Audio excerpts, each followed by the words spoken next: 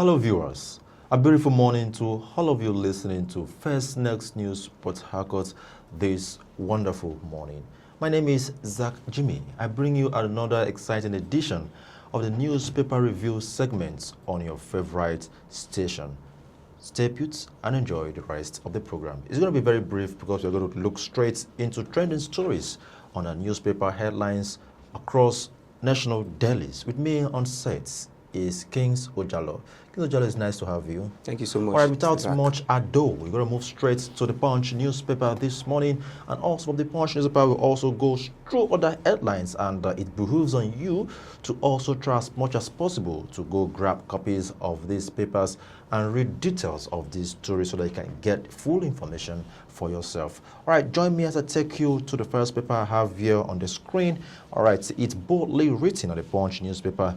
Governor Battle Wike has PDP factions jostle for control. Do not forget that the PDP are undergoing so much controversy in the political party, and with some loyalists, of course, some analysts calling for a relief. Of course, will I say some sort of peace summit or some set should reach out to the olive branch to ensure that peace and stability returns to the People's Democratic Party. That was the lead story on the Punch newspaper. And also on the Punch newspaper, just before the front banner headline, we have the news here that fresh travel tax scheme worth $1 billion sparks protest. And also Governor Chipol Amopiton visits Anambra, parties sign peace accord. So this weekend, Anambra State will take to the polling units to elect who becomes their next governor.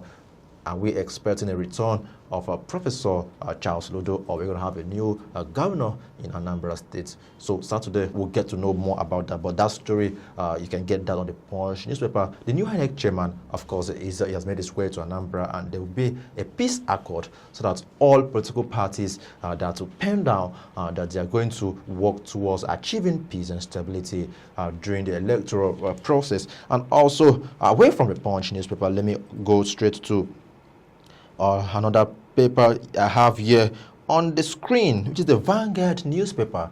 And the lead story says Trump, NSA, which is the Nigeria security advisor, and of course service chief meet. So they're going to meet ahead of developments from Trump and Nigeria over the weekend has sparked so much debate and controversies, of course, speculations from everybody. Well, let's see what this development will turn out to be, because for me, I see it as a wake-up call to our security agencies, seeing that there have been so much insecurity. Of course, the decay on that particular sector has been calling for so much concern. So let's see what that particular development will turn out to be. And on the Daily Sun this morning, I have the news here boldly written, how Buhari's refusal of help raised U.S. eyebrows.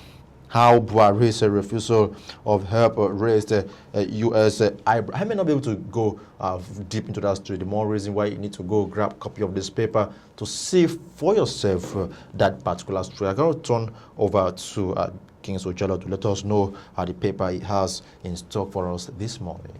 Okay, we will be going straight to the Nigeria Tribune. We have PDP crisis.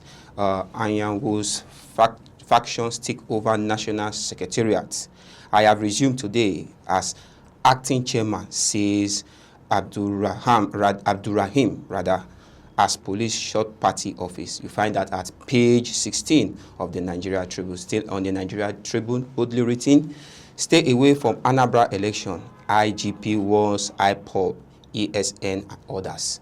Stay away from Anambra election. IGP warns IPOB, ESN and others. You find that in page 13 of the Nigeria Tribune. Still on the Nigeria Tribune, you have NSA service chiefs meet over Trump's stance in Nigeria. NSA service chiefs meet over Trump's stance in Nigeria. You find that in page 4 of the Nigeria Tribune. Let's go straight to the Voice of Liberty.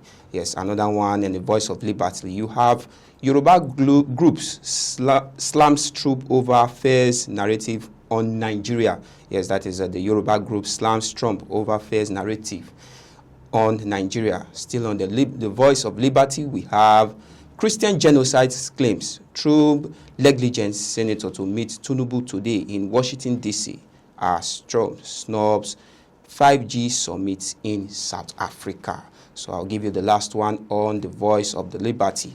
We also have police declare Sowore as wanted. Yes, that is the human rights, the activist, popularly known as Sowore, is being wanted by the police.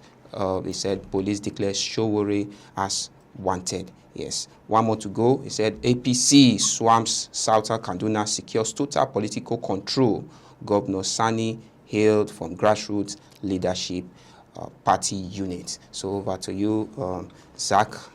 Okay, we'll go straight to the Guardian newspaper this morning, and the lead story on the Guardian newspaper says Trump's threat sparks investor fears as economists split on impact. I take that again. Trump's threat sparks investors' fears as economists displays on impact. Like I always tell people that when we talk about insecurity, of course, it's going to bite hard on investors because it's going to be very difficult for investors to invest in a country where there's so much uncertainty on the state of their security. So this particular story will give detail on that particular information that, well, the threats by Trump has given a shock waiver to investors who are planning to invest in our economy. So the main reason why the Nigerian security advisors and, of course, all security architecture must pen their grounds, depends their ends on the ground to ensure that we achieve success going forward. Let me move straightly to the Daily Trust. The lead story says U.S. threats what federal government should do coming from diplomats.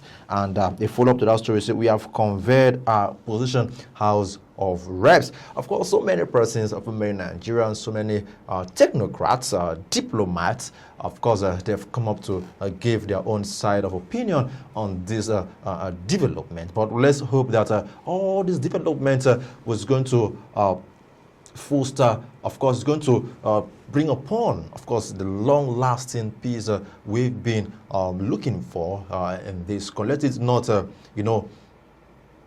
blow into problem issue. Do you think the Democrats and of course what people's comments, does it have a way of affecting this threat by Trump, or do you see Trump withdrawing this threat? You see the United States are nations who really go from countries to countries, trying to revive, and they claim they tend to make peace within nations. The thing is, I think just as you usually say, it's a wake-up call for Nigeria, most especially our security institution, to really let the U.S. know that, look, this is something we can handle. But as the case may speak, it seems as if Nigeria don't really have that manpower to really handle this situation. If you see it right from when the development came on board, if you've seen developmental stories, of police course, arrest this, yes, and again, politicians trying to make claims about, I think,